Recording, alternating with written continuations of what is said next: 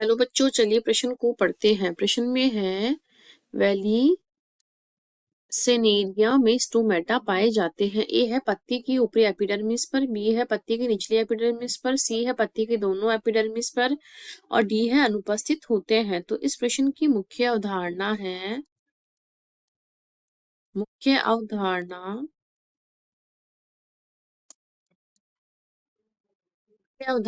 रंध्र, जिसे इंग्लिश में स्टोमेटा भी बोलते हैं। स्टोमेटा। तो स्टोमेटा क्या होते हैं? ये पत्ती की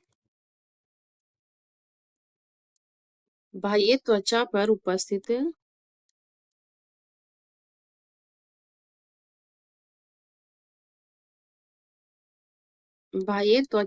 उपस्थित छिद्र होता है जिसे रंध्र बोलते हैं।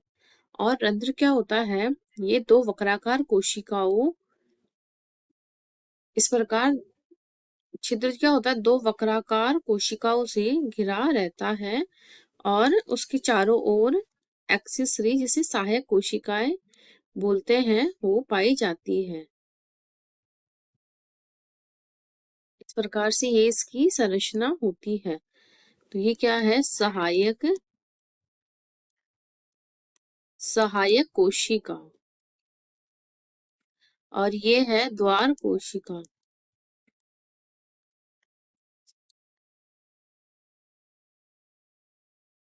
द्वार कोशिका। और बीच में क्या होता है? ये है छिद्र। इस प्रकार ये एक रंध्र की संरचना हो गई है। रंध्र के द्वारा क्या होता है? रंध्र के द्वारा वातकोत्सर्जन की क्रिया होती है। रंध्र के द्वारा वातकोत्सर्जन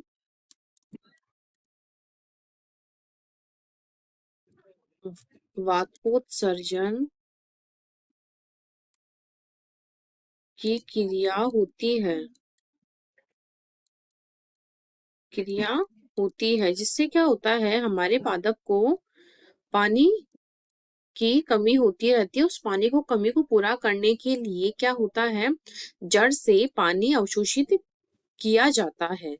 इस प्रकार वातकोत्सर्जन द्वारा जल की कमी को पूरा किया जाता है जड़ के द्वारा। तो इसमें क्या होता है? जो वेलिसनेरिया होता है, यहाँ ये जो डायग्राम है या चित्र है, ये है वेलिसनेरिया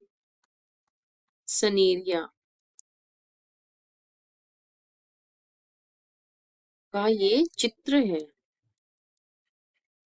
तो इसमें क्या होता है? इसमें जो इसके स्टोमेटा होते हैं,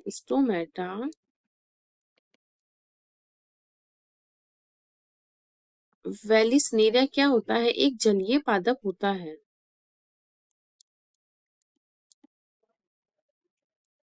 ये एक जलीय पादप होता है। तो इसमें क्या होता है? ये इसमें क्या होता है? जो स्टोमेटा होते हैं इसके वो अनुपस्थित होते हैं। स्टोमेटा इसमें क्या होते हैं? अनुपस्थित होते हैं। तो हमारे जो स्टोमेटा होते हैं वो अलग अलग प्रकार के होते हैं। इनमें रंध्रों की संख्या के आधार पर, इनकी वितरण स्थिति के आधार पर कुछ सेव प्रकार के होते हैं, कुछ होते हैं आलू प्रकार के या जई प्रकार के होते हैं, कुछ होते हैं हमारे कुमुदनी प्रकार के, और कुछ होते हैं हमारे पोटो पोटोमोजीटोन प्रकार के। तो पोटोमोजीटोन प्रकार के जो रंध्र होते हैं इनमें क्या होता है? इस प्रकार के इनमें रंध्र क्या होते हैं? अनुपस्थित होते हैं। अगर उपस्थित होते हैं तो भी वो निष्क्रिय अवस्था में होते हैं। तो इस प्रकार हमारे वेलिसनेरिया में क्या होता है? स्टोमेटा अनुपस्थित होते हैं। तो हमारे बाकी के विकल्प तो कट जाएंगे और विकल्प डी हमारा सही उत्तर हो जाएगा। आशा करती हूँ आपको इस प्रश्न का हल समझ में आया होगा। धन्यवाद।